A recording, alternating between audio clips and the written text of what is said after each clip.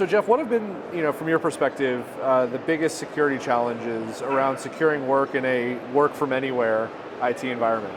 Yeah, a lot of the state employees have traditionally worked in the office. Now they're entirely remote. We look like we're probably going to stay remote for the foreseeable future, which is really interesting. Not everybody's used to that model. So I think when we look at some of the challenges that this introduces, a lot of it has to do with the way we treat the network, the endpoints.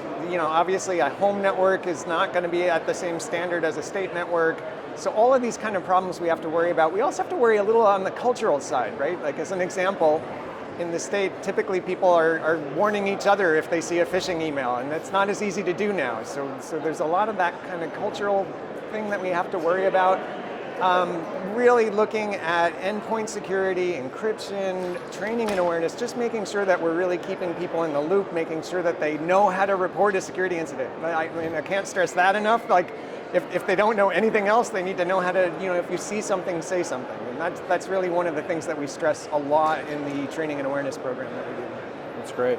And I mean, when you kind of think about all this together, how are you going about trying to solve those challenges with, sort of the modern, enterprise security solutions and services that are available nowadays?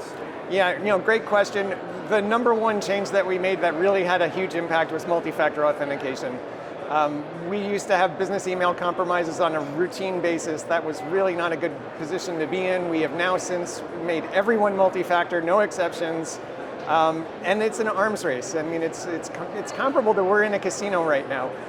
There's always somebody trying to break in. That's not ever going to change. So we have to continue to be in the arms race with everyone else.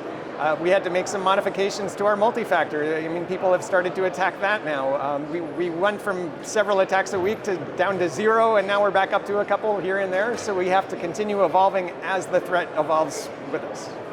And so, this is a time of sort of unprecedented federal investment and involvement in everything that's going on in the state and local world. I mean, how do you see the impact of the Infrastructure Investment and Jobs Act, as well as other federal cybersecurity efforts to help strengthen state and local agencies and help them strengthen their cyber posture? Yeah, it's a step in the right direction. I wish it wasn't quite as difficult as it is to get through some of the funding and the money and the grant process, but it really is a step in the right direction. The important thing is now we're talking about it. So from my view, we're looking at new federal grants, we're looking at leveraging things as much as we can. It's a lack of resourcefulness versus resources, right? Like the resources are out there. We have federal partners, we have grants, we have all of these things that we can tap into. We need to know that they're out there and we need to actually tap into them. I think while we look at the municipalities, that's the weak link in the chain. It's not the state networks as much, it's a lot at the municipal level. Can you talk about an example of where you're seeing some of the security modernization stuff that we keep talking about in settings like this really paying off, and how do you plan on maybe building on some of those efforts? Yeah, I mean, like I said, we rolled out multi-factor authentication. That was a great one, but we also rolled out CrowdStrike endpoint detection and response. That has already paid dividends, I think, for us.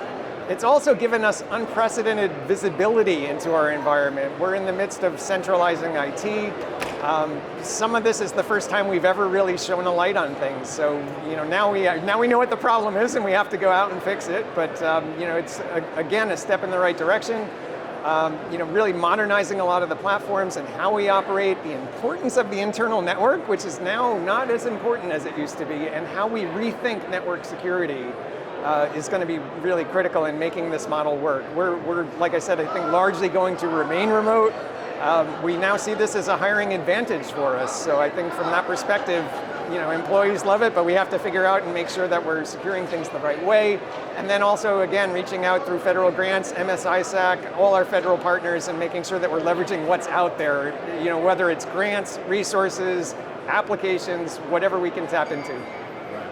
And lastly, we're at a giant conference with a bunch of people who are trying to do similar things to what you're doing. I mean, what additional recommendations would you offer to your peers as they continue putting enterprise solutions and services in place to strengthen the overall cybersecurity? Yeah, again, I would say that it's being resourceful. It's tapping into things like multi-state ISAC. It's really making sure that we're keeping pace. It's making sure that people understand risk too, and that's not a product. That's something that has to be a conversation. Really, I think we have an unprecedented level of interest in cybersecurity right now. We have people trying to give us money and trying to give us the support that we need, but it's up to us to really make sure that that conversation continues, that it's not seen as a one-time event, and that we're really tapping into everything that we can. And automating.